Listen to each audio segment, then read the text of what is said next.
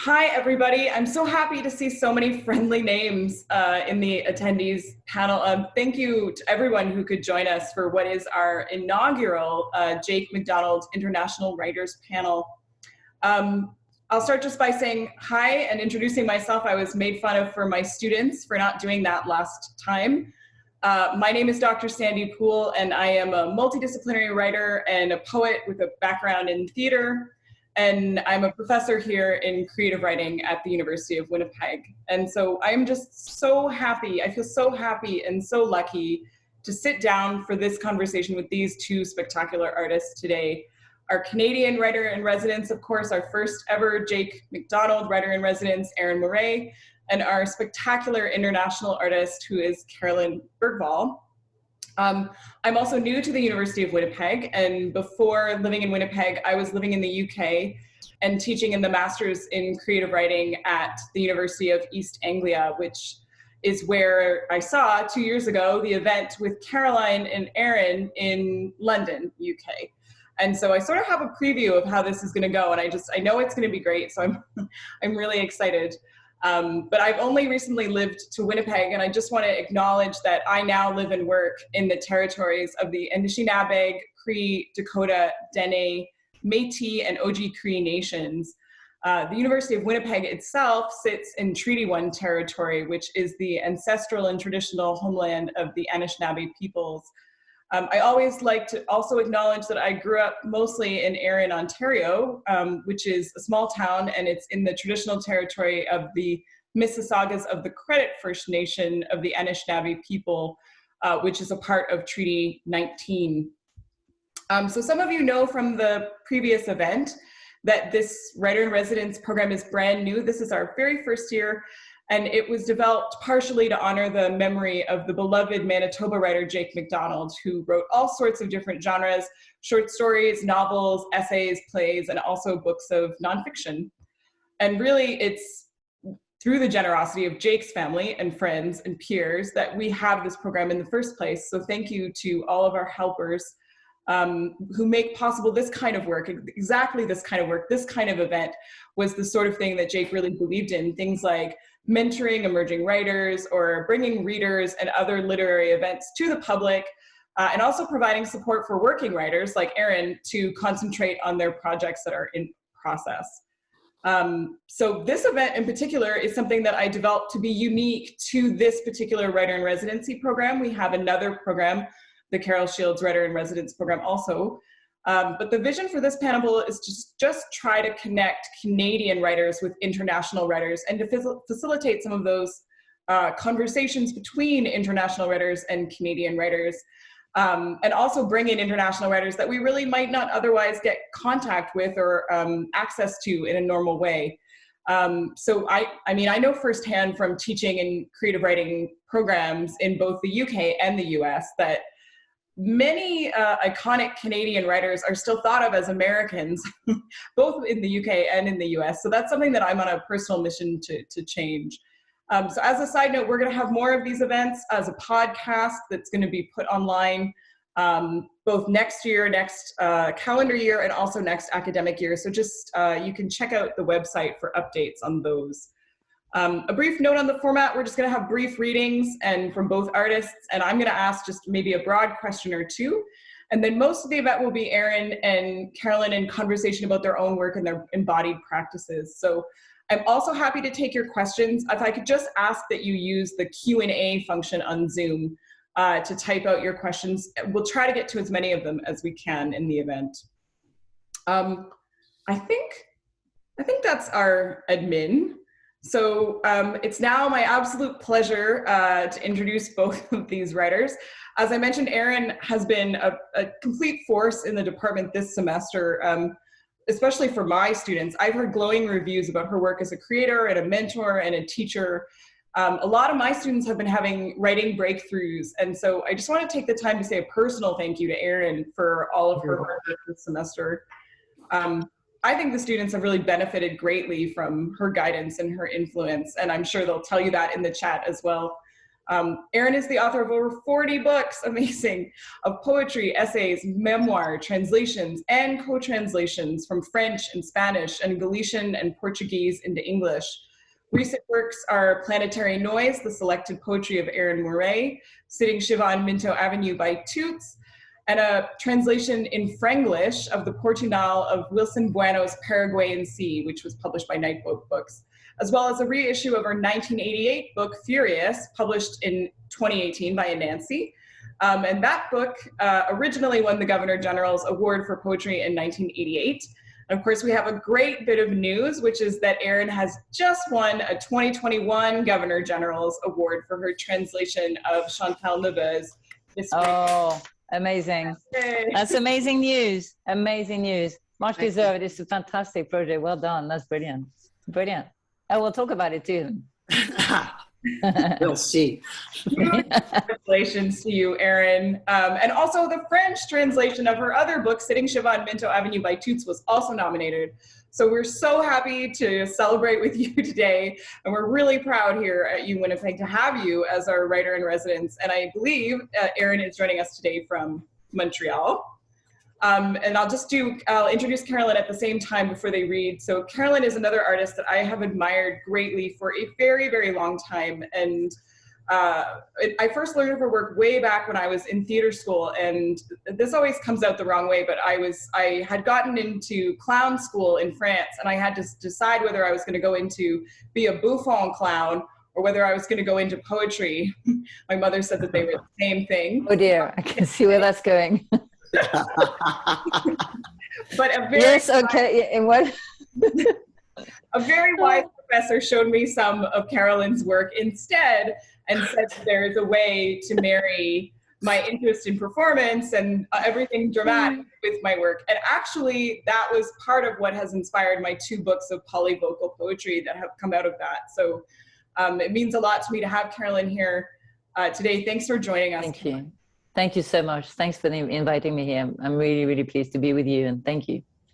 I just want to say that Carolyn Bergvall, for those of you who don't know, was born in Hamburg and raised in Switzerland, France, and Norway. She's trilingual, amazing, and has been based in the UK since 1989, although I often think of you as an American poet too. But she's a poet, a sound and text installation artist, a teacher, performer, facilitator, community collaborator, and my favorite, a project dreamer, and an editor who brings people together working on text and sound projects across borders and languages in English as a common tongue, but also disrupting English at the same time. She holds a master's in philosophy from the University of Warwick and a PhD from Dartington College of the Arts, where she also later taught. She's also taught at Cardiff and the University of Southampton in the UK, and Temple University in Bard College in the USA.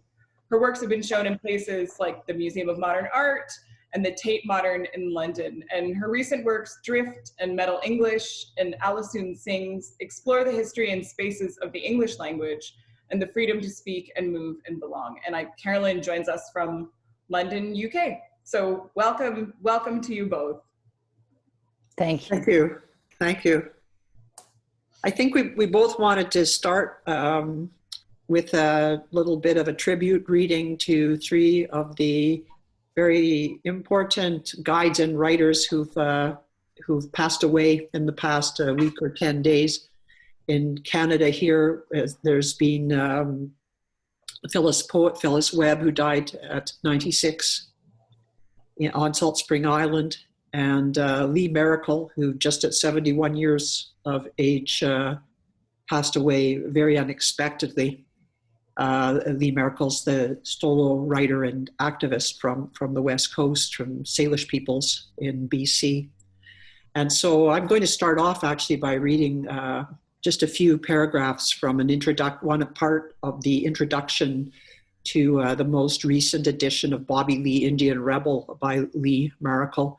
And I think it was written in 1990 or so, but it still resonates today because we're reading in the news about the elders and of the people of the Wet'suwet'en Nation who have been blockading the Coastal Gas in BC. And in the past few days, the RCMP, our kind of national internal army, has been arresting land defenders, journalists as well, to remove them from the blockade and prevent them from reporting.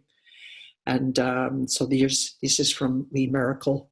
We want peace, peace, freedom from warring conditions, freedom from conditions which annoy the mind, violence, an unjust and unwarranted attack to distort meaning and understanding. This country is a battered country. The land is scarred with extraction in the name of corporate imperialism.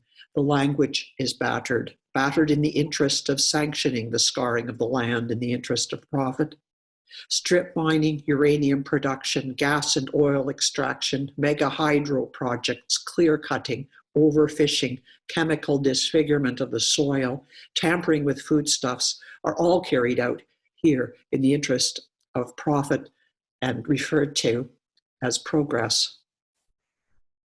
Potato chips and processed cheese, that's what advanced civilization amounts to.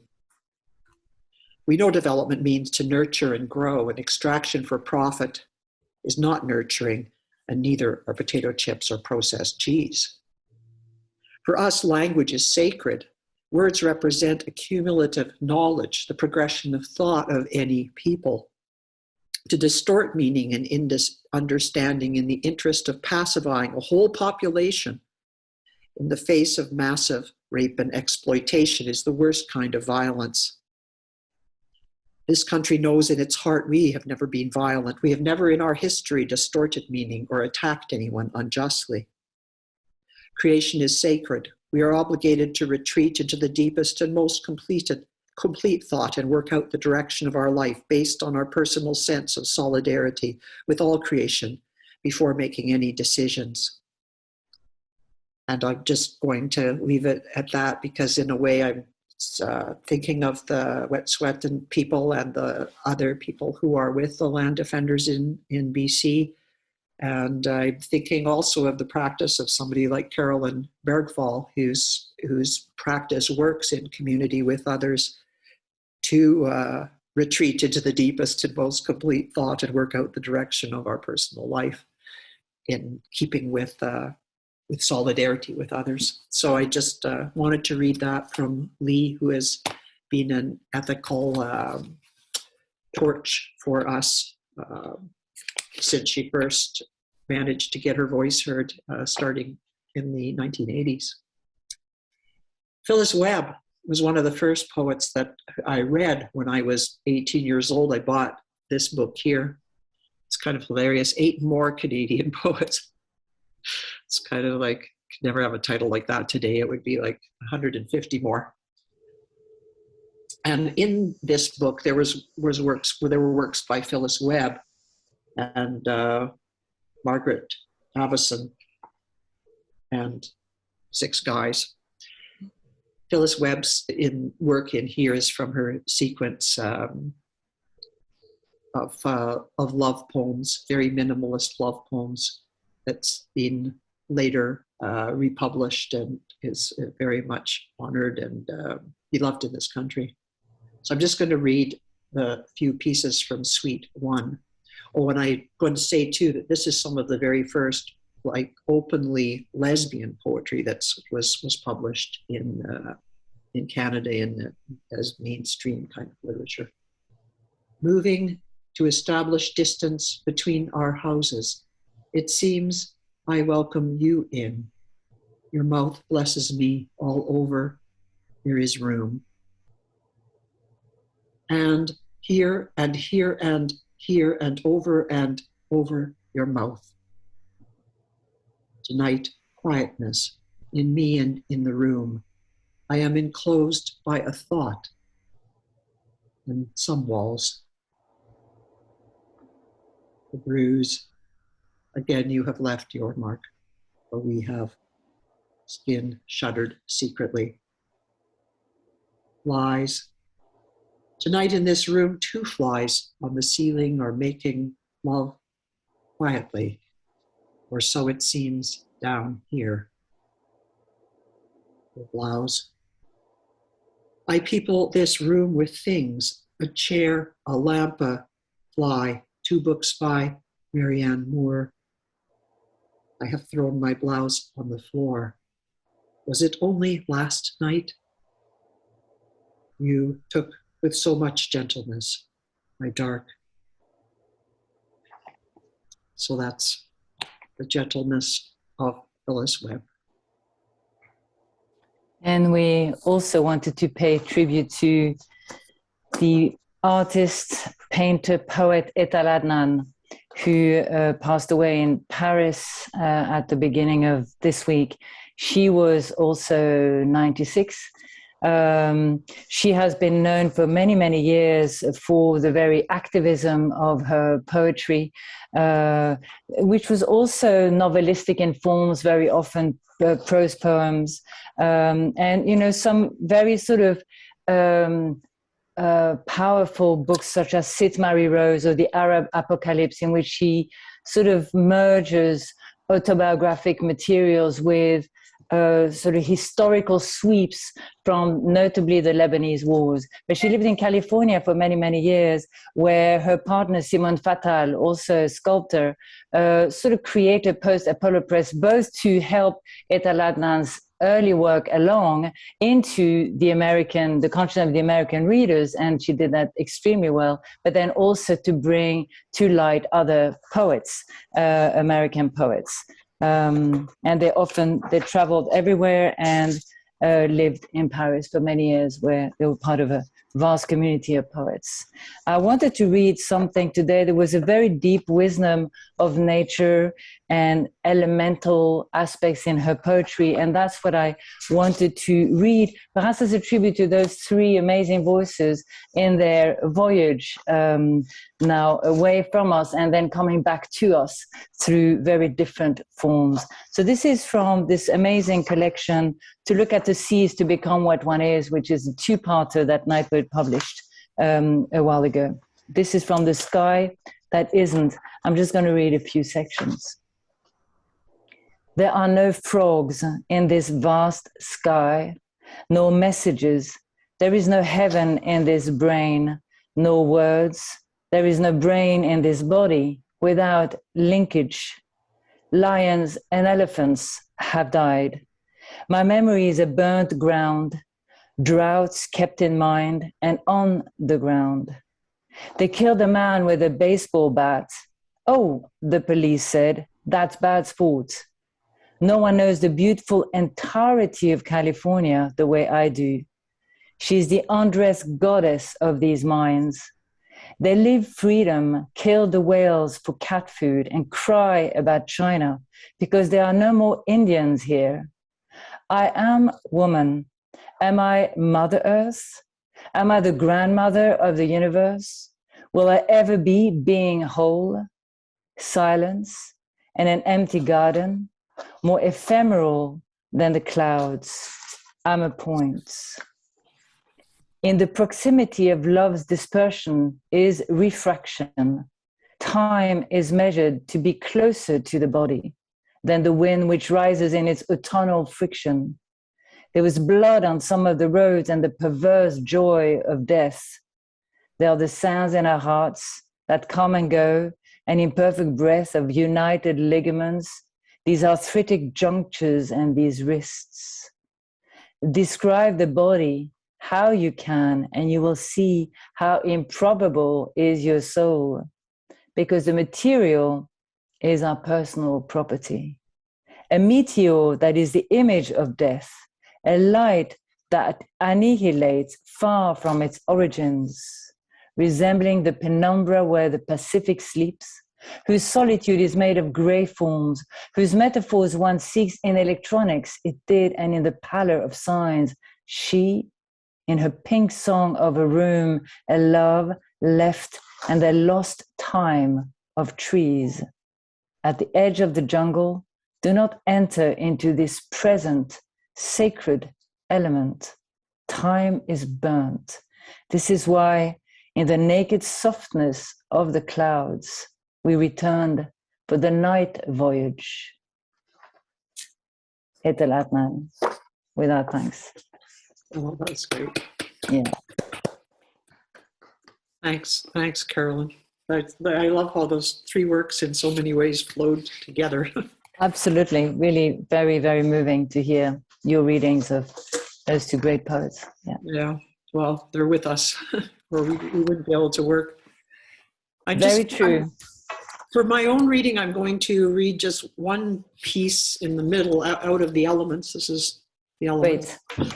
And but I was going to start and end with translations that have just come out. I'll just start with a tiny poem from Chus Patos, The Face of the Quartzes, which just came out earlier this month. And since it's only about 10 lines of the poem, I'm going to read it in Galician and then in English. In Chus's Galician and then in my English.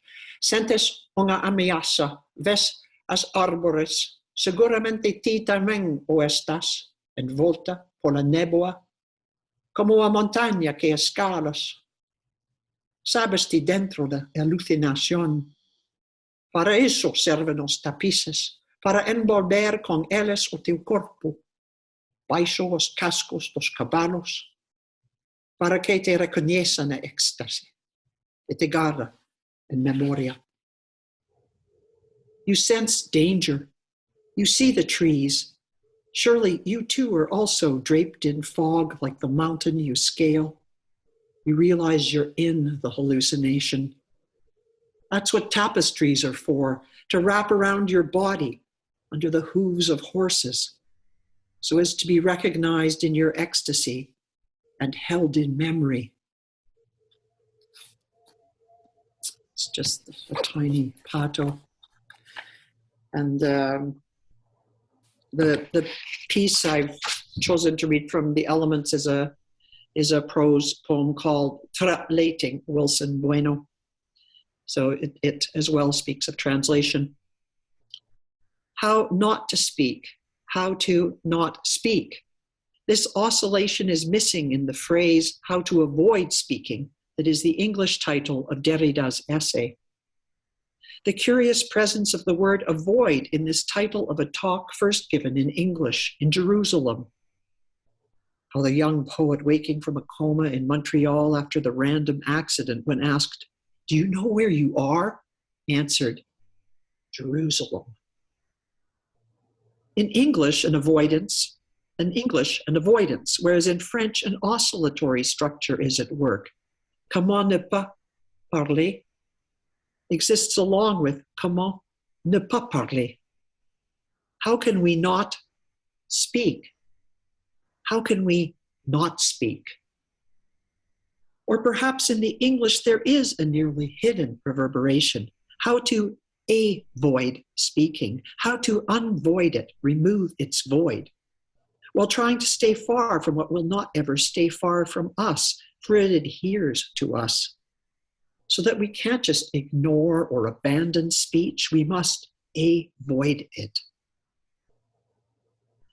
In translating Wilson Bueno, there's a reverberatory relation of three languages, Portuguese, Castilian, Guarani, across a colonial border in Western Brazil.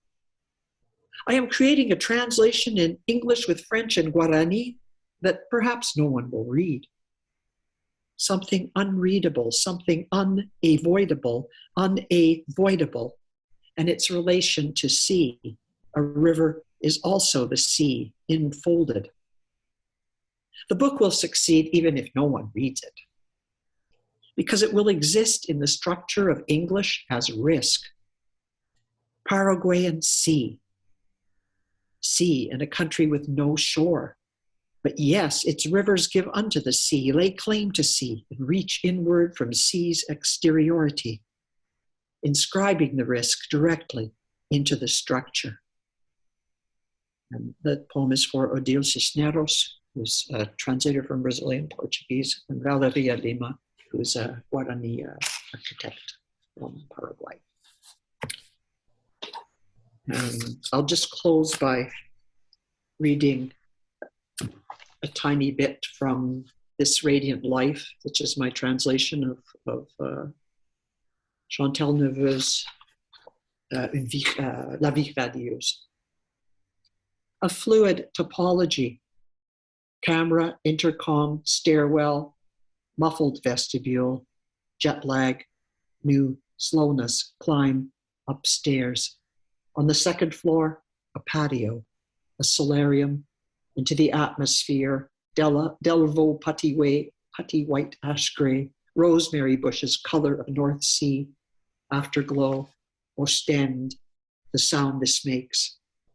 To the southwest, GPS, Voyezelle, a direct diagonal, Chaussée de Ninove, perpendicular, 50 kilometers an hour, prosaic road syntax, alert to speed cameras, market garden zone, architectonics of brick, pale or brown, the farms, deserted primitive Flemish paintings, Heyabosch, tall beechwoods, laden with suitcases, books, questions, adjacent tongues. We shed it all, facing the garden. Thank you.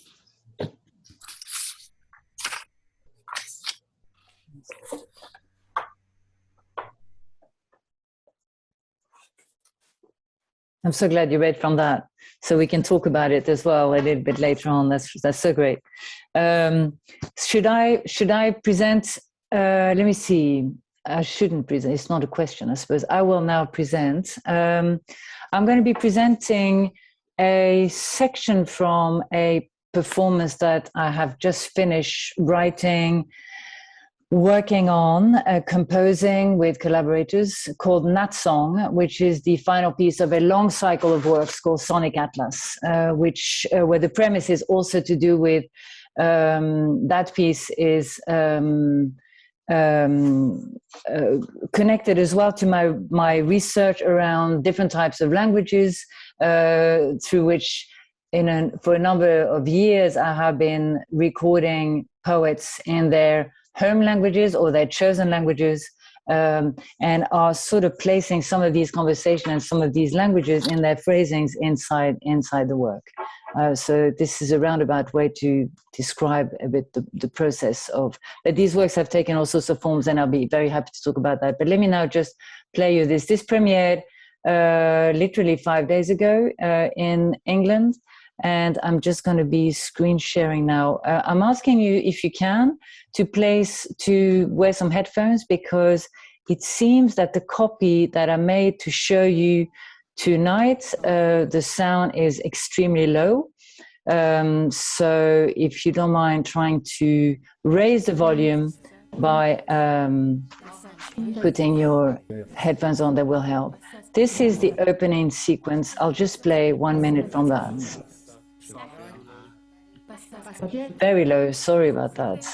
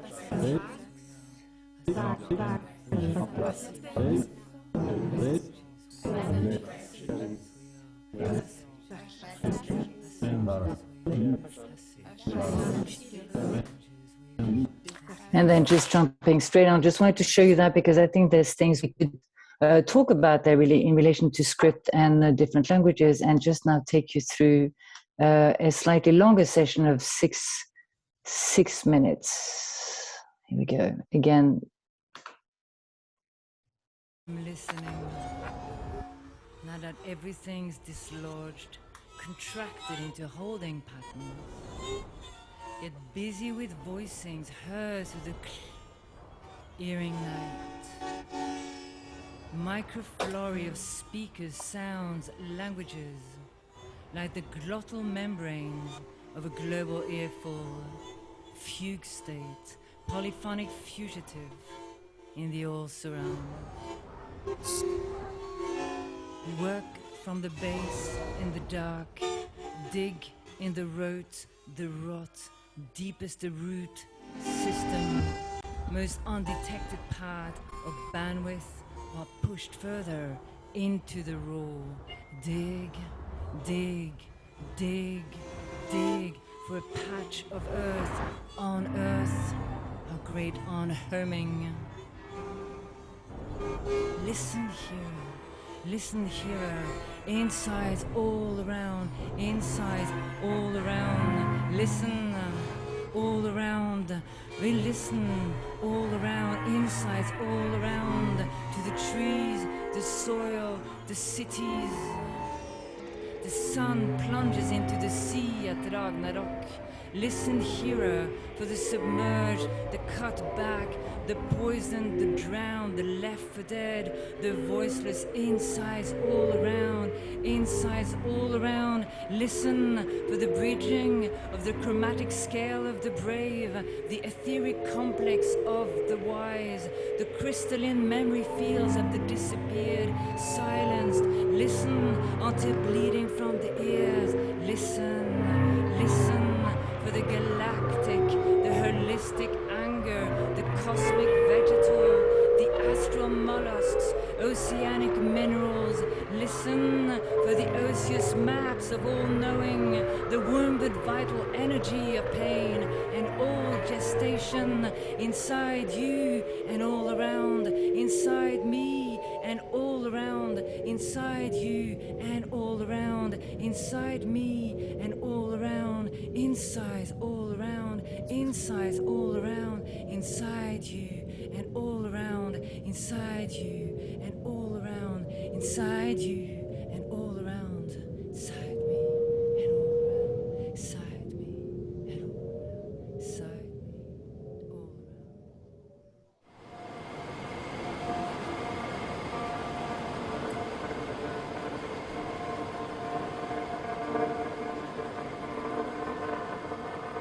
What is found to have been lost is found to have been lost. What?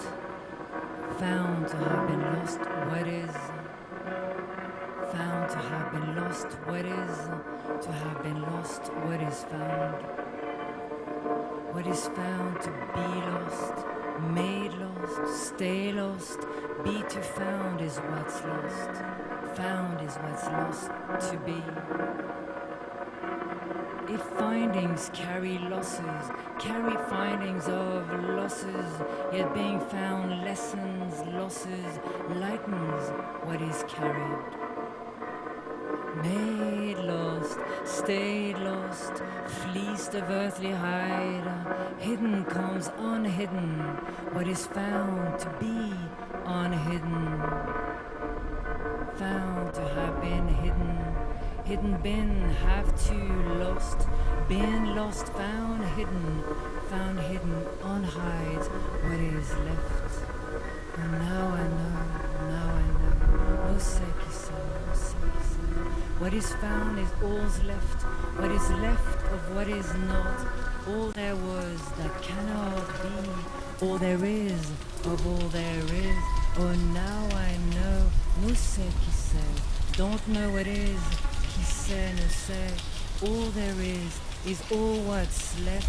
Oh, holy kins and kinds, all there is all there is. Of all there is all.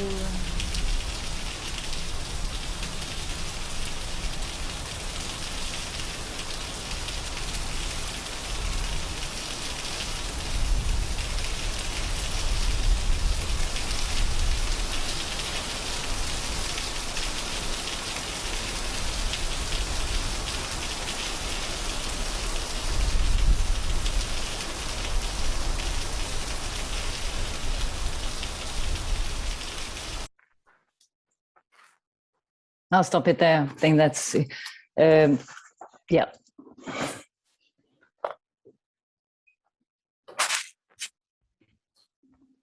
That's great. Thank you so much. I wish we could hear applause. I love, I'm sure they're all applauding in their homes. But thank you so much. And thank you so much for the beautiful tributes too. I feel like we've lost a lot of poets, beautiful poets recently, but I like what Erin was saying, that they're still with us and able to allow us to write. So that's great. Phyllis Webb and Bronwyn Wallace were also part of my Be a Canadian Writer starter pack. So yeah, it's very moving. Thank you. I just wanted to start, I'm going to give you a very broad question to start with, and then you can sort of ask each other about your own practices. But I wanted to start with a question about performance, and the question came from my students, actually. One of the things that I think really stuck out to them or shocked them was hearing Erin read aloud. And there was sort of a long discussion about what the difference is between hearing multiple languages aloud or seeing multiple languages on the page.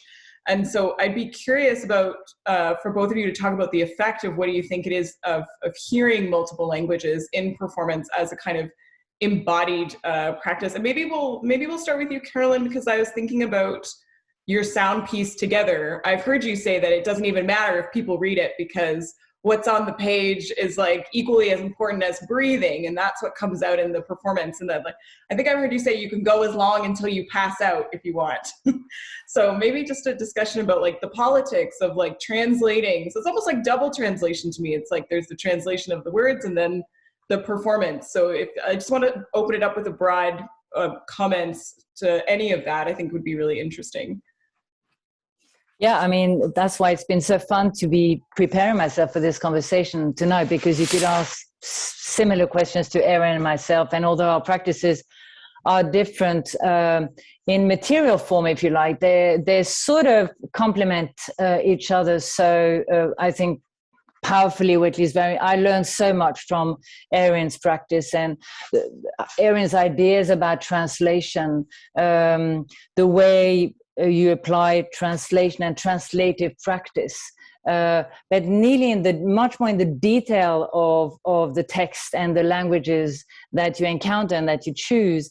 The way I deal with translation and multilingualism is very much by, for example, resorting to physical performance, stage performance, like you saw here in this piece, Natsong, where I just wanted to show you the opener, which actually is an electronic piece, which is made of some 20 languages from the poets, some of the poets that I've been talking to over the years during this project. And they are all translating a phrase which becomes the source of our conversation, or my conversation with them, which is a very simple phrase, which is the phrase you see there, electronically handled, which is passengers we are, passages we are. And that phrase, because of its charge, has always generated, and its simplicity, and its inversion, its poetic inversion, which a lot of the poets respond to or respond negatively to as well, has always generated a lot of conversation, because most of the poets that I've been interested in talking with are people that are, one way or another, have had to or have had to sort of become extremely aware of their practice as poets, as being in a politicized language field, if you like. So I'm primarily interested in talking to people who either come from smaller languages that are prejudiced against, or large languages that are prejudiced against in their country of arrival, so more newly settled languages, or in fact endangered or disappearing languages. So that entire field of conversation is what has preoccupied me for this entire 6 years of doing these different performances.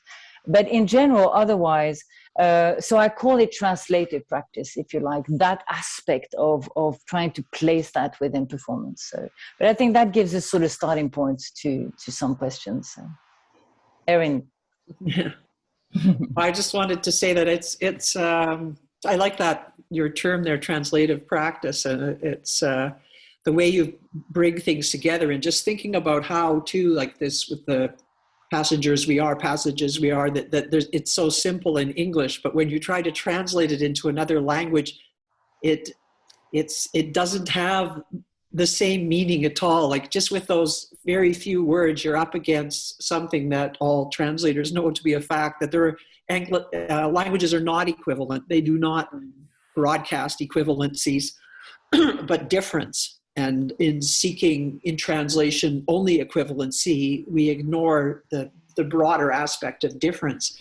Whereas your ability and your way of bringing things, you don't translate people, you bring these different languages into the picture. So the fact that they don't coincide, the fact that when you try to translate it, it's extremely bothersome, you know, the result you get, it's like, how could that be the translation? And then when you're putting it together in the electronic form for listening, it's to me, it's a very powerful statement of how language informs us as humans. We don't always get the same thing out of things, and yet there's kind of, in language itself, there's an ethical imperative, whether we want to take it up or not, to speak across to other languages. And I think it's really interesting how your work has developed to do that without to involve other people in other works without appropriating them, even though it's your performance in a sense, you know, it's your work, that it's not your way of doing things is not appropriative. You're not, you know, cannibalizing other people's work or languages to make yours, which is fulfilling that ethical imperative, I think. And that's very much why they exist in sound and why it was audio recorded. And, you know, that was exactly the motivation, is that I'm not going to travel to Santiago de Compostela and then come back with transcribed Galician. And then, you know, I would need to feature, if I was going to travel, to try and collate, if you like, or understand these ancient trajectories. That it started for me with this poetry, with sort of medieval troubadour poetry. And this is again something that you have also looked at so deeply, Erin. The way I was doing it is that it allowed me to really be thinking about poetry and languages as sort of nomadic or semi-nomadic, and poetry in performance, poetry sung, poetry recited, poetry communal, and something that is very close to my interest in for example, what we do tonight has some of that capacity. Sadly, we don't see all of us, you know, right, sitting and listening to each other, but this idea that, you know, even through distance now, we are finding ourselves with small, you know, a lot of small circles of conversations. And so my interest in song is also an interest in the communal, if you like, as part of the history of, or the origins of poetry, but also perhaps always the sense that, you know, that language is always in movement. And to perform is really to place that movement right at the heart of it, because it moves, like you said, Sandy, with breathing, and it moves with the breathing of the listener.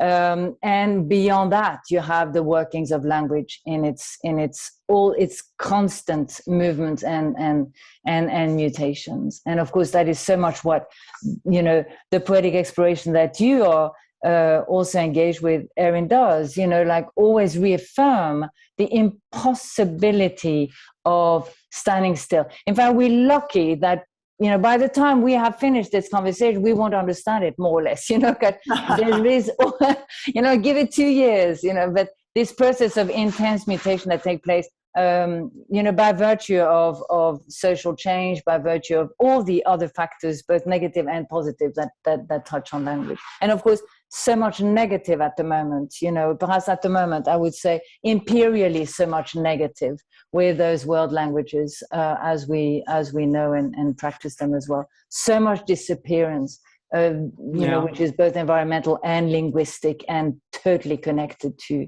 it. Yeah. Well, I think there's a number of poets like Chus Pato who speak of linguicide when languages are repressed by the force, through the forces of capital, when languages can't be heard because the type of thinking of one language predominates, and it's impossible to make yourself heard in the other language. I mean, this whole thing behind this, I hear like listening is just so key. And trying to listen in a way that changes you, that doesn't reinforce your speaking voice, but that changes your ability to speak at all. And I see that cycle at work in your work, and I experience it myself when I listen to, like I heard Natsong when it premiered, through Zoom, and just hearing the 6 minutes of it again now, I need to listen to the whole thing again. I need to keep listening. And it's almost like to have a writing practice is like 80% developing the capacity to have a listening practice, because we think we're listening and we're not, you know.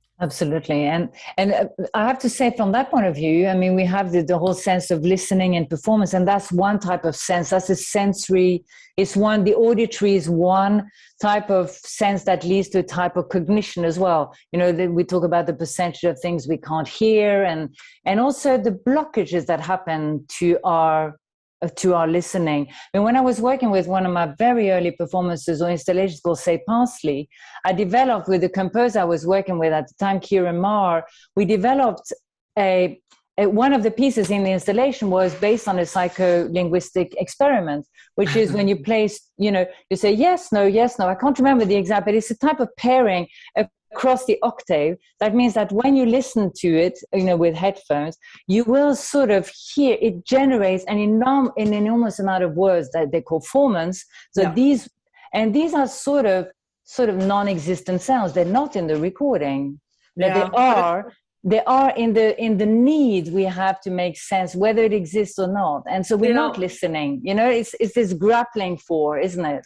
But also it's the need to make multiple senses, and then our brains, which are trained to just be logical or think in one way, reject all those other sentences, like yes, no, yes, like yes, no, yes, no. Like I love snow, so I hear yes, no, yes, no. Exactly. You know? Yes, no, yes, no, yes, no, yes, no. And, yes, snow. I'm such a Canadian, but yes, no is there too, and but I love those ways that the reverberations of language are quite often kind of out of our control and bringing in things that aren't helping us logically, but that do help us inhabit space, inhabit sonority, and inhabit the multiplicity of ways that words and sounds can mean. You know, it's and no one person can. It's one thing about the writer. It's not about putting one writer on a pedestal, you know, you on a pedestal or me on a pedestal. Like we're at work with this and sharing with each other and listening to what other people are doing. It's really like there's a common practice, even though everybody's practice, like yours and mine, is different, that we're all contributing in some way to being able to do this listening, you know? Absolutely. And I think perhaps in your case, you know, rereading your work in preparation for tonight, I was thinking about, you know, how we talked, there was this early piece or a while ago now called, oh yes, you know, this written conversation. Now here we are in this spoken conversation. Right. But really the emphasis in so much of your work and mentioned in your poetry for reading practice, you know, like reading practice similarly to this listening practice as something that is generative of knowledge and is generative of new perceptions as well, of not only what you read, but how you read and therefore how you write. So can you talk to us a bit about that? Because you have such a wonderful way of also making that totally explicit in your practice, you know, like, so I always know when I'm reading you that I'm reading you, you know, like there's always that sort of sense of, you allow for a type of, you know, critical awareness. So while we read and get absorbed in your work, we always have what you call the screen. There's always that screen. Yeah. And I think that screen for me is the same as the blockage in the ear. You know, it's that wonderful thing that you have to acknowledge in order to think differently or not to be caught up in the known of yourself, if you like, you know, the habits and the whatever. But talk to us a little bit about reading practice. Well, I think just to go back to the simple origins of that thinking about reading practice for me, because of course, I mean, Citadin is about reading practice and well, the elements as well. So there's two books 20 years apart. Was realizing that we're taught in school from the very beginning one way to read. We're taught to read and absorb information so that, to me, we end up so that we are with the goal that we are able to consume in the end, that we can become consumers. We can open up the newspaper and understand the ads. Who cares if we understand the news? We need to understand what's on sale next week and what the government is selling, because even the government's put ads in the paper that to tell us what we should think about them, which is like more consumption of stuff that isn't real. And I just thought that to have a reading practice of a citizen is to be able to realize how you as a reader bring your own culture, your other languages, your experiences, your what you ate for breakfast today to your reading experience, that a work of art or a work of literature is completed in the reader. And you know how I've said before that what makes this object here different than a piece of wood that's painted with this design and colors. What makes it different? That if it's the same size and it looks like this, how are they different? And the difference is that a reader can come up to this and go like this and open it, and doesn't have to open it at the beginning, can open it on any page and start reading, you know, and can absorb what they can of the language. I can open up a book in Bulgarian and absorb what I can, even if that's next to, even if that does not coincide with what a Bulgarian would get from it. You know, so that there's a kind of, a reading is an active practice. Readers are not just recipients, they are actively creating the work as they read. So that's kind of, it's, again, there's a, you know, an ethical imperative that stems from that as well. Like after we've created the work and read, what do we do next? Absolutely. And, you know, that might also put a finger on for me in the sort of your use of diagrams, you know, there is a sort of lesson as well embedded in your enjoyment of language and how you handle it. There's also a way of, a lesson might seem sort of not the right word, but a type of training. So you put yourself through training, and then that training is made available, if you like, through the way you then present your work on the page, you know, with these diagrams, with these bolds, with these graphics, with this, you know, and even with those beautiful things that I love in Okedoro, the fantastic stitches that you have with the translated, the Derrida and the philosophical lines on top of it. Yeah. Well, it was because I was thinking, I just, I don't know, I'm always in an investigative process, and I'm very much influenced by works that other people such as yourself are doing. You know, I wouldn't be able to do my work otherwise if it weren't for my reading and listening practice. My own work is only part of it. But I think there's something corporeal, like listening, writing, language comes out of the human body, you know, in some kind of way, however our body is formed and whatever capacities it has or doesn't have. And like I also was thinking with Okedoro that anything on the page is writing, that if I take a needle and make some holes in the page, that is writing as well, you know, that is writing. And anything you can do with Word, if I can draw Microsoft Word, it's word processing software. If I can draw a line with it or a box, that is writing.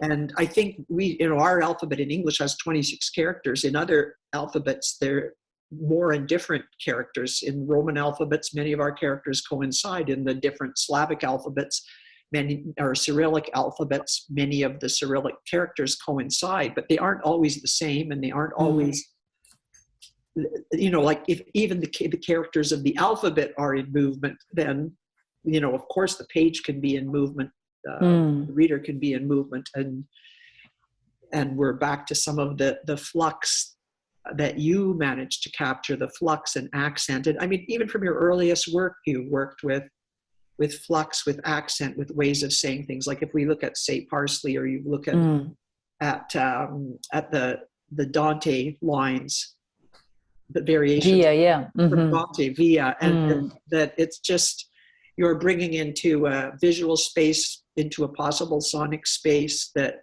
just the vibration of language, that it doesn't settle down, you know? Absolutely, yeah. And that this is an enriching thing, a positive thing. As soon as languages really start to settle, we have totalitarianisms. Of course, yeah. But also, yeah, it's a type of,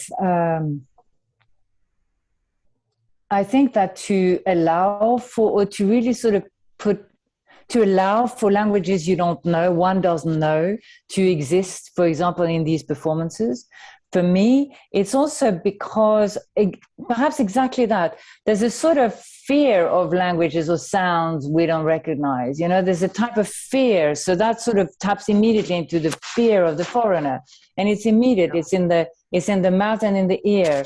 And so there's that sense of, for me, dwelling in that opacity is absolutely crucial. How do I also walk into that opacity of not understanding? And how do I present it when having not understood it myself necessarily linguistically, but understanding it as a state of being in the world? You know, like, you know, there's this piece in Cat in the Throat where I describe the buses in London, where literally there are so many languages around you. You are submerged. Well, they were, because with Brexit things are sort of being thinned out. But, you know, there is, and perhaps also with the lockdowns, there's people back chatting vigorously on the buses, but you still have the sense of being submerged in languages that you might be familiar with sound-wise, but can't relate to cognitively, or you know, your culture on this exactly. But that, for me, is really the beginning of a listening lesson, if you like, you know. And that's what I try and bring into some of these aspects of that performance as well, is to for me, there's an aspect of translation which actually is also about the not being, and you had it in one of the poems that you were reading, not being able to understand is also, and to acknowledge that, and therefore to place yourself in that position quite openly and in a way very simply, if you can and when you can, inviting perhaps to be made to hear or made to understand. These are, for me, part of the invitations that I sort of have set up with these projects. But I think your work and lots of other poets' work also are part of it. It's an invitation to not understand, you know, and therefore to understand differently, you know. That I always say understanding is vastly overrated. Yeah, right, exactly. Because it's a process of eliminating alternatives, some of which in another moment, one moment later, may prove to be crucial. And so, I mean, we have to listen. I always figure in groups, we have no right. I have no right to understand everything that's being spoken in a room. So if somebody is speaking in another language, that's always like fine with me. If there's something I need to know, somebody will help me with it at some point, you know. But it's not, I don't have the right to shut out all other sounds. And that's why it hurts me when I can remember being in New Brunswick when I was writer in residence about 20 years ago, where there's a lot of francophones, but the town of Fredericton is mostly English speaking. And a man got out of a car and was speaking to his child in French, who was also getting out of the car. And I was just nobody walking by on the sidewalk, just a passerby. But because I was identified as a passerby in this English town as English, he immediately switched and started speaking to his child in English, you know. And I felt like I was just walking by it. I felt like going back and going, no, you should just keep talking to your child in French, you know, like that's the way that Acadians have been colonized in this country is that if somebody else shows up, stop speaking French, you know. It's getting with the more of a profusion of languages in literary work and in social space. I'm hoping that is becoming less, but that was an inheritance, was this colonialist silencing. And I think that's what your practice works. You're exploring in a positive way, but it has, one of the effects it has is it works against colonialism. It's anti-colonial.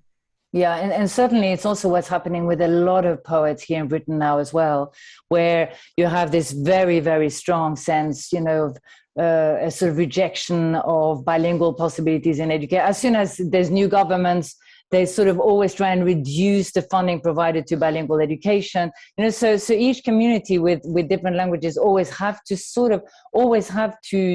fear that their language is a home language, and then you have the sort of street language or the city language or the language in which you have your jobs. And to an extent, you can say, well, that's also how it works. However, there's a very negative view on bilingualism. This is not just a sort of, you know, as we know, it's a sort of integrative, negative view about bilingualism, which is about, in fact, there was this Home Secretary who a while ago, like this is a long time ago now, was saying this on the back of 9/11, actually. And one of his lines, which was much remarked on, was speak English at home. So it was trying, not only was it sort of anti-bilingualist, in the world and education at large, but it was also trying to do that all the way at the heart of the home. So that still occurs in other cultures when like, people like Chus Pato grew up speaking Spanish. Her grandparents spoke Galician, and she was spoken to by her parents in Spanish so that she wouldn't be speaking this useless Galician tongue, and that she would have a better chance at life. And the same with my mother at home. When they immigrated to Canada, my mom said my parents spoke in Ukrainian village language, Ukrainian to each other, but they would speak to her in English, even though their English was really faulty and almost non-existent. They would still try to make this space so that your kids would not have to suffer from their languages the way you did. And so that kind of a thing from a recent Home Secretary is it hurts, because it's something from the early 20th century that we should have gotten rid of by now and value all these languages, No, as you know, it doesn't work like this. And on the contrary, and sadly, it really doesn't work like this. However, I think in poetic practices it's definitely working like this. And the whole idea of translation has definitely shifted from a one-to-one relation that needs to be cleaned up and the mess removed. And then it makes sense sort of, in fact, commercially, like you were describing, and it can still lead to extraordinary work, of a type or conventionalized way of thinking about translation.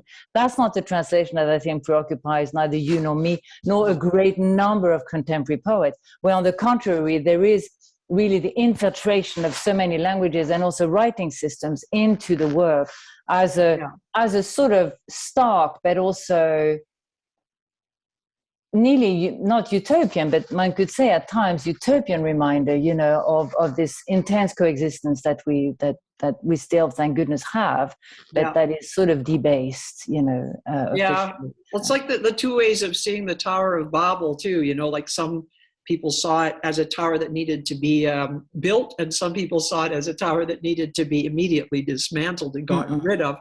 The thing is, when there is a Tower of Babel, when there are languages that are allowed to coexist with each other, it changes people's relationship with power, and it doesn't allow powers to act upon you in the same way, so that they like to tear down the tower while we're building it. But exactly, absolutely. We just keep building it. Very true. Yeah. Sandy hasn't got a word in edgewise. Oh yeah, I'm happy to just listen. This conversation is great. I mean, I guess you've already talked about it, but I just want to, Derek has a great question here about the importance of silence and blank space. And I want to link that to the politics of translation and reading translation out loud. This idea that that hearing all these multiple languages reminds us of what we don't know, not of what we know, right? There's this feeling of what we don't know. And I feel like that's intensely political, especially because there's a bunch of students today that are doing a course on nothing. And we're talking about John Cage, right? And how when you read John Cage and listen to John Cage, what you hear when you go outside of the opera is the street noise and all these things you never heard. And that actually has moral implications because it orients you to something outside yourself. And I was wondering, in both of your practices, if you could talk a little bit about silence and politics and how those two things, and performance, how does that all come together in your work? Do you want to go first, Erin, or? Well, I would just say that, silence is a resistant stance as well, silence, if you can be silent, which is oppressive, and you can enact silence, which can be a resistant stance, and choose not to contribute to a kind of conversation. But also there's, I think, one of the things Derek, is talking about, because we talked about this when we were, is just the space of the page, that the space of the page, in fact, that looks like silence, where there's no writing, is not silence. It echoes and works with the writing that's on the page. I always say, with Chantel's book, for example, since it's right here beside me, that the white space is being activated by what she does with language as well, so that there's I don't know, there's kind of a reverberation there. There's not like silence is reverberative and generating meaning as well, you know. So Oh, that's beautiful. Yeah, that's beautiful, reverberative. Well, it makes me think of two things. What you just mentioned now reminds me of Perec. And you were talking about the avoidance, avoid, avoidable, unavoidable. And I was thinking about the translation of avoid for his book, La Disparition, where you silence a letter. But he silenced one letter and it transformed the entire syntax of how he could write. He had to re-examine the entire French language and his relation to narrative in order to write without the letter E. Yes. And so in that sense, there's also the sense of the silence. And I really appreciate your sense of imagining silence as resistance. I'm thinking also the whole strategies that can be built as resistance, that can be surrounding silence or coming from silence. So again, very much about building resistance through different types of tactics and strategies, like what he does when he tries to write a novel without or having silenced one letter. Yeah, and the silence, most common letter in the language too. Well, exactly, you see. So that's quite interesting about the missing letter as well. And of course, in his case, also in relation to the Holocaust. So there's also that very deep, powerful personal history that's embedded, and collective history embedded into that disappearance. But silence, for me, if I were to look at my practice, silence for a while has also been about developing breathing patterns, and by doing some performances which there's very little language, but there's a sort of words, and that's sort of punctuated by an open breath as a rhythm, and then go back to the language and start to set that up as a rhythm. What I've noticed, first of all, is that I, as a performer, start to really slow down, like it's unavoidable. And I do have to train myself up. You're right about the passing out bit. And I have to train my jaw as well to perform that, because, you start hyperventilating and you start locking your jaw. I mean, it's quite demanding performance in its most simple form. However, the reason I mentioned that is because I was doing this, and every time I do it, there comes a point where my silence, which isn't full silence, but it is a sort of breathing, listening, gets met by the audience. And I know that because I can see them starting to move. And it's an amazing thing, because you are moved, like you have like a few hundred people in front of you, and there is a movement which becomes the collective. And that's not the words. Oh, really? Yes. It's the breathing. Yeah, because you start to breathe too. Like exactly, almost like your lungs are bypassing your brain. Because I've been in audience when you're doing this, and my lungs are responding to your lungs, and never mind the brains. The brains are very useful at this point. There's a kind of respiratory intelligence that's happening that's really essential, and I think it's essential too. Like when you consider your voice and breathing. Like, because we start to talk and then we don't breathe properly. That's when you wear your voice out. That's when you make your voice sore. That's when you turn yourself into a squawk, is when you have failed to balance the breathing with vocal articulation, as you know from your own training. So it's really interesting. Yeah. I also want to ask you about collaboration. I think this is a good time to talk about it a little bit, because there's this great notion of both of you, like this collaborative. One of the things that they said about Erin's reading is that they felt like that Erin was talking to them specifically, and that's not an accident. It's years of connecting with audiences and having this participatory practices, right? So, I mean, I guess I was just reading that great essay by Susan Rudy that talks about like female friendships. I mean, actually we're three queer writers, which is also great, but I wanted to talk about collaboration and collective working with others is something a lot of the students had questions about. Like, how do you come to collaboration, both with an audience, within your own practice? Do you have a theory of collaboration, I guess, is my question. So I don't know if Erin, if you want to start, but. Well, I don't have a theory of collaboration. No, I just know that I mean, writing is something that's always bigger than me. And I have no need to be in a pedestal to be, there's Ern Moure,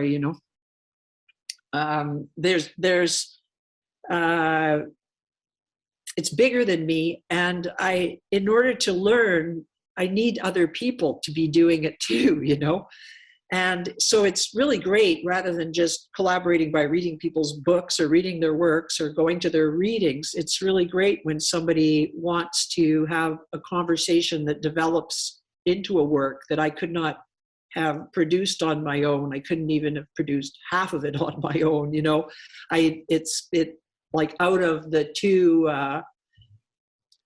minds and working at work, the two kinesiologies and kinetics working, or more, two or more, that something emerges that couldn't happen otherwise. And I remember, just to refer to Robert Maisels and myself translating Nicole Broussard, we would always say that it was the person, we called it the person who translated Nicole Broussard, and we each contributed to the person, but it was actually like, who translated that book? The person translated that book. So it creates something, that collaboration, that there's no, I don't know, I guess, you know, the whole is greater than the sum of the parts too. Can you talk a little bit about, because I think you talk about that as a third person, or in your conversations with Chantal Neveu when you were translating The Radiant Life. Talk a little bit about that process, because I think, because I'm reading the back of it, but I thought, oh, this is a great opportunity to ask you a bit more about how you have called it a collaboration. Tell us about that. Well, it's a translation in the sense that I put all the words there, and I'm responsible for all of them. Chantal, by and large, understands English, but would not presume to start trying to put words into my mouth. But just because of the minimalism of this work, because its syntagms are very few on the page, that sometimes, sometimes the page is becoming this big, a totally different structure that moves you through it totally differently. I wanted to have these, we engaged in the project of translation partly to have these conversations, because I wanted to know what was behind each of these words, what were her sources, what was her reading, what were her kind of influences, and how she does this thing she calls scriptage, where she's writing, listening to people and listening to things and just scripting, and then she uses that scriptage in her works. And she's also collaborated with visual artists and collaborated with cineasts and collaborated in many ways with other people. So she's comfortable doing that, even, you know, across oceans right now, working with somebody in Marseille, and they're working on a text together on Zoom. And but I wanted to know what kind of reading and particularities, because I read lots of things in French, but I don't have her education and her culture, and I'm not her. And yet I want to bring the resonances and richness of this work, which I detect when I read it in French. I really want to bring it in the most accurate and integral way possible into English. And to do that, these conversations were kind of vital, that they informed my body, informed the ability of my brain to think in English, and, you know, altered and pushed my ability to seek a kind of vocabulary. And they also allowed me to do research as well, because where she was reading things, I had to see, do these have English translations? How is this thought, this whole area of thought, translated into English? And sometimes I'd be like, okay, that's interesting, I can go there and use some of that. And sometimes I would look and go, it's not translated, and I'll just have to figure it out. And sometimes I would go, oh, look, it's translated, but I'm not very well, or I can't use that, or that doesn't work, you know? Because translations are so contextual. Sometimes you move a translation from its context and it doesn't do the same thing anymore that an original work does. It doesn't move with its context. It just, they're cardboard, and you need to translate it again for the new context. We see this often when people in English quote somebody from another language, you know, another language work, like they'll quote, or Derrida will quote Kant, you know, and when I'm translating Derrida into English, for example, if I were to do that, I'd have to look up all the translations of Kant, and then I'd realize, like, oh shit, none of them will do to get Derrida's point across, because he's reading it, he's talking about the translation from German to French, and now I have to make it work from German to English in my translation from French. So it's I need to change the quote, and that doesn't only happen to me. If you look at many other translators, it happens to everybody. That seems, I mean, what you seem to be describing here is the very rich environment in which you have to submerge yourself. So the one that you can submerge yourself face to face, that you did now in conversation, but otherwise in general, it seems that the rest of it is nearly part of the context of translation, no? That it is both a formal investigation of the languages seen on the page, and then how that language might have got there in a way, huh? And projecting it into the future too, because it's the translator is engineers, civil engineers are realizing, and we have a disaster of civil engineering in British Columbia right now, for example, with the atmospheric river that washed out every highway except the one to the States that connects Vancouver to Canada. Oh, is that what happened? Yeah. Mm-hmm. So anyways, there's a lot of damage but what I say is, like, this is why Google Translate, for all the AI that goes into it, will never be able to translate like I can translate. And I'm just, me and my colleagues, because I can look at what might have happened in the past with the words and the language and the sources, and I can project the future, what I need to do in the future. I can make a decision about the future, whereas AI can only let us make decisions about the past. It can only untangle and put together, and it does that beautifully, many things from the past, but it cannot take that next step into the future. A human being, only a human being, and a bird and a tree and a living thing can do that, can make that step into the future. And engineers I was just reading an article from the civil engineers, the great civil engineers of British Columbia who work in such crazy mountain environments, have been realizing in the past 10 or 12 years, actually, that they can't build highways based on all the historical knowledge. They have to build it now, highways and infrastructure based on modeling of what might happen with climate change. But then they have to make a decision. They themselves have to decide for the future. That all the models will not decide for them. Yeah, but that's a fantastic, I mean, to hear you speak like that about I'm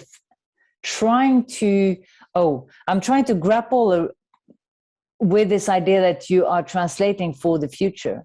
I would have thought that you would have said, I'm translating for the absolute present, as a type of it's not even on the contrary, it's far from completion. It's in the relationality that you experience in time, that's what you do. So I'm very surprised and quite excited. But it's also, I think we're saying a different kind of prism, side of the prism of the same thing, because it's not like the present can't exist without the future, which doesn't exist. That's a paradox.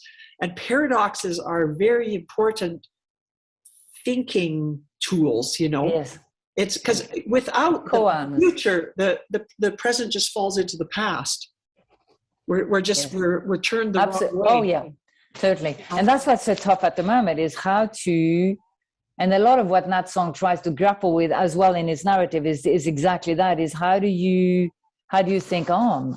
Because at the moment, everything is about, there's a type of massive collective fear, and there's also a blockage of public thinking and public conversation, which of course means that everything is looking backwards. It can only move forward by looking back. And that's what's happening. And it's terrifying that this is what's happening. So I was thinking a bit about, that wonderful thinker, David Bohm, who was working a lot with questions of dialogue, and his notion of dialogue, or his notion of a successful process of dialogue, first of all, is the training that it takes, how you build a dialogue. And he would sort of imagine dialogues need to be minimum 20 people, so that you don't have the familiarity that happens when you can be groups of 10 or whatever, where you manage to sort out bigger problems by sort of agreeing or negotiating, or in fact starting a small status quo. But with 20, you sort of can't. And also having to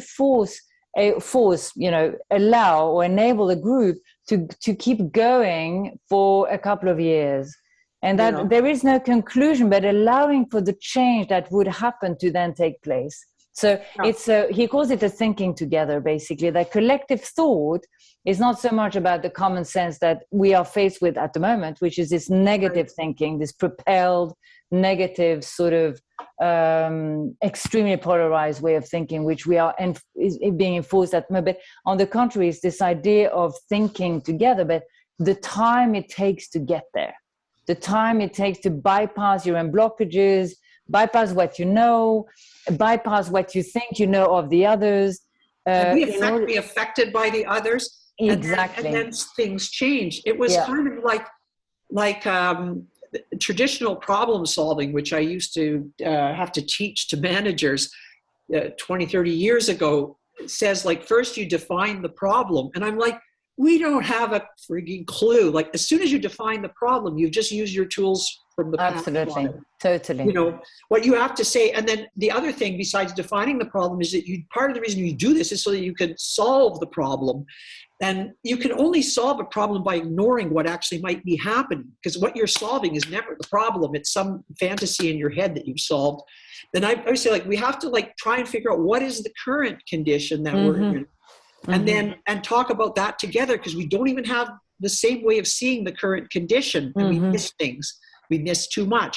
And then what is the condition we want to arrive at? Let's describe, let's be utopian. Let's describe where we want to be.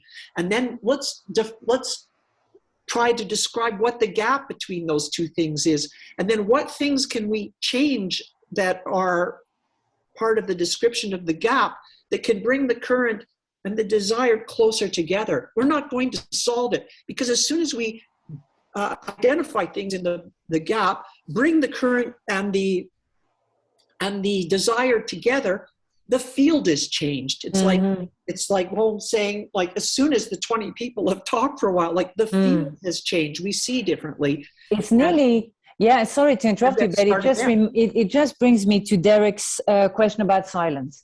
Because suddenly this would be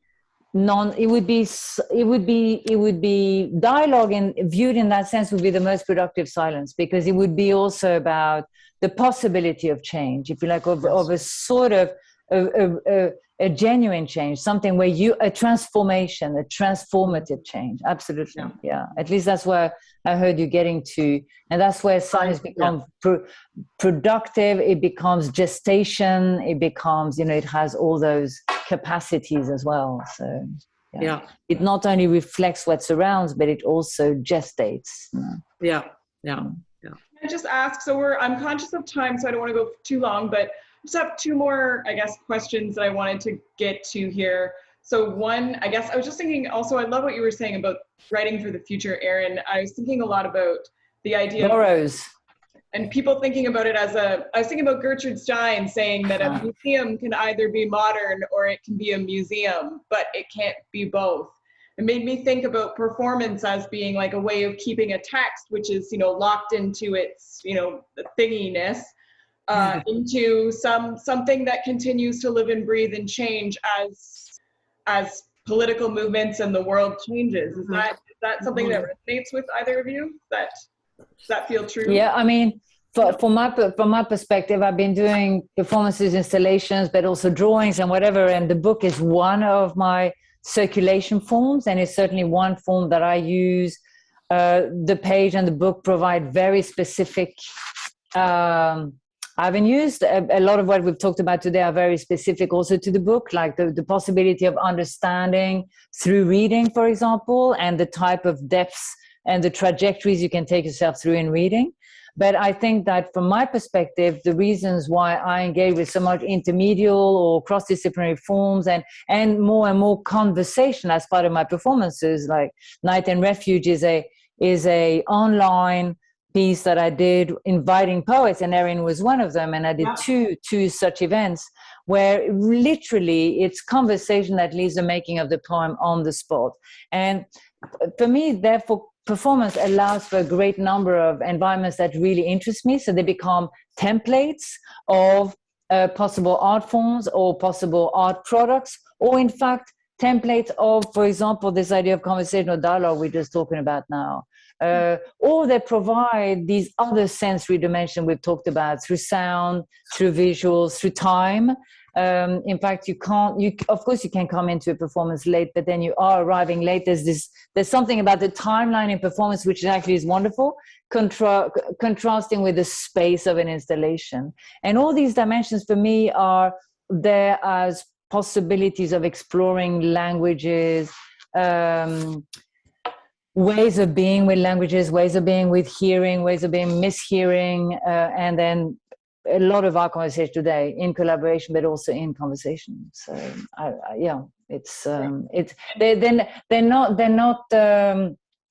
they don't neutralize each other. The book is not a negative or a libretto or anything like that in the way I perceive performance, and vice versa. The performance doesn't lead; it allows other experiences to be like the electronic text I showed at the beginning will not exist in book form. It is going to exist as a finished form on a website and in these performances, and that's great. And I have no idea what I'm going to do to try and put these pieces down on the page, which I want to do and which I'm just starting to do. And This is great. I mean, I guess this is leading to, Ted has a question about research. And I feel like this is also like, I love that Erin, what you're saying about also writing to the future, like, but I think both of you, we were talking last time about Lynn Hajinian's notion of an open text, right? That this idea of keeping the text open, it's also in the way of writing that keeps it open to future possibilities. So I guess maybe I like this question about the role of research, but I think for both of you that research is also a way of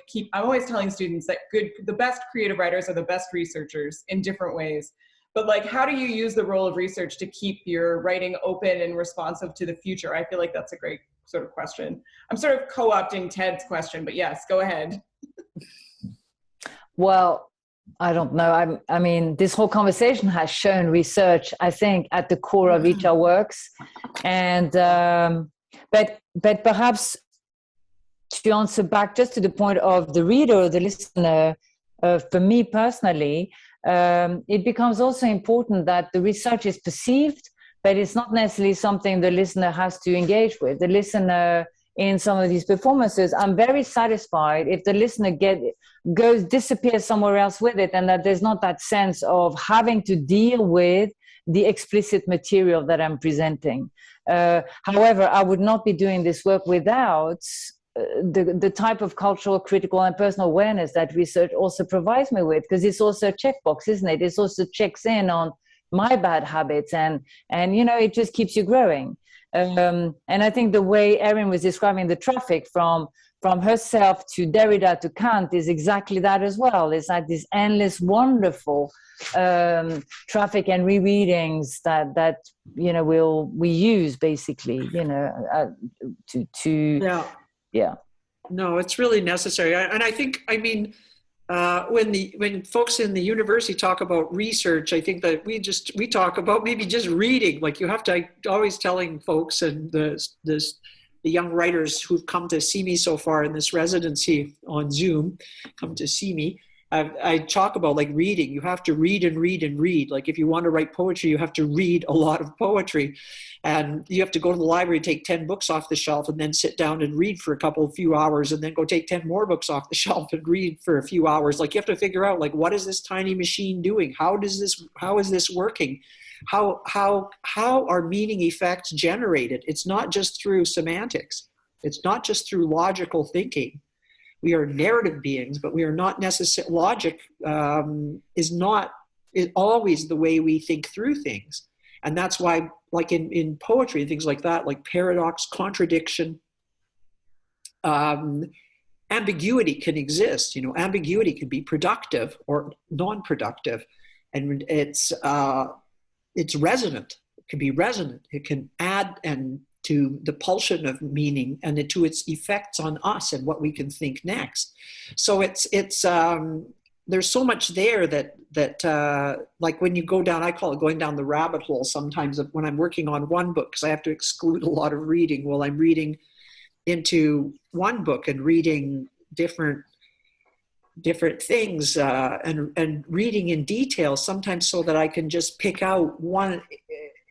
Sometimes nothing happens. I've just changed but I know I've changed myself by reading the document or whatever.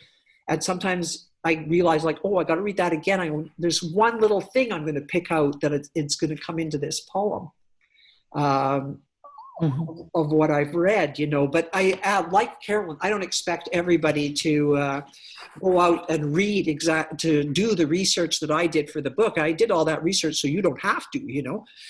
But because that doesn't make sense to me, you know. Well, I did all that research so that I can find some kind of a platform where I can place things, you know. That's also why I do the research. Is to create some kind of a platform, whether it's for me or for others. It doesn't matter so much at this stage, but it's a positioning in the end, you know. And it might not be or polemical, but it is still a positioning because it sort of articulates how you got here somehow, and perhaps also even where you're going or where it is taking you, or where you are taking it. I like how both of you are, it's very open, like even your response to the way that people read is open, right? Like it's sort of like thinking about Harriet Mullen saying that some people are going to get Bessie Smith lines and some people are going to get Sappho.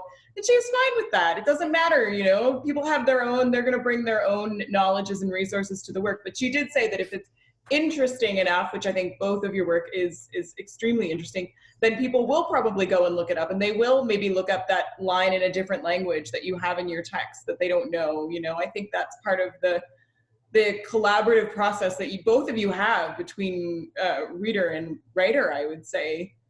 I just want to finish with one more question. I have a question we have a lot of beginning students, so I just want to ask about they're curious about, in times like these when times are difficult and there's all sorts of things going on in the world that are scary, how do you maintain a writing practice? Do you have a writing practice, and how do you maintain it? And we'll end after that. But yeah, if both of you could speak to that, I think that'd be really nice. You want to start, Carolyn, or should I start?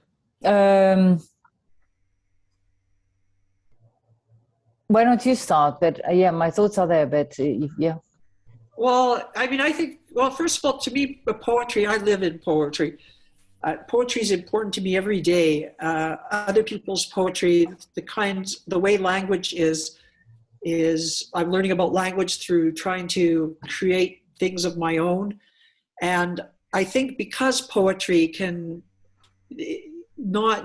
is not resolved in one way, is not resolved in one language, is not owned by, like the ruling class can think they own poetry, but they've missed me. And it's that poetry gives us, studying poetry, trying to write poetry, trying to read poetry all your life maybe, gives us capacities in language and thinking that we would not otherwise have. If we're going to think and act ourselves into a world that's habitable, which let's hope we do, we need poetry. And you can see, like if you look at the people who are in power right now, you can see the effect on us of not living in poetry. They cannot go forward and make a decision in favor of the earth. Whereas you could see like the Wet'suwet'en defenders they live with poetry. They live with poetry of their culture in their own way, and they can defend the earth. So it's kind of like living with poetry opens us up to being able to listen to others. It's just key. That's all I would say. And so I'm going to keep doing it until I fall over and somebody brings me out of this apartment in an ambulance and I never come back. So thank you very much. That is such a beautiful answer. Absolutely beautiful. That should have been the closing words. So you should nearly repeat them because it is so encouraging. Because I've been thinking a lot, about this whole question of how we deal with creativity in these times now, and how you keep on renewing yourself to feel that you are sort of managing to respond. And I think an aspect for me was also to be acknowledging, or to be responsive to fear, and to be responsive to sadness as well. Not to be scared to be fearful, nor to be scared to be sad.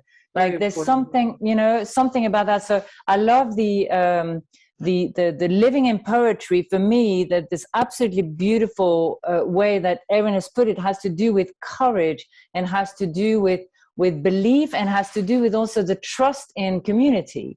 And I think that some of that happens as well when you from yourself, you allow yourself to have been scared, to feeling sorrow, so that you take that along your journey.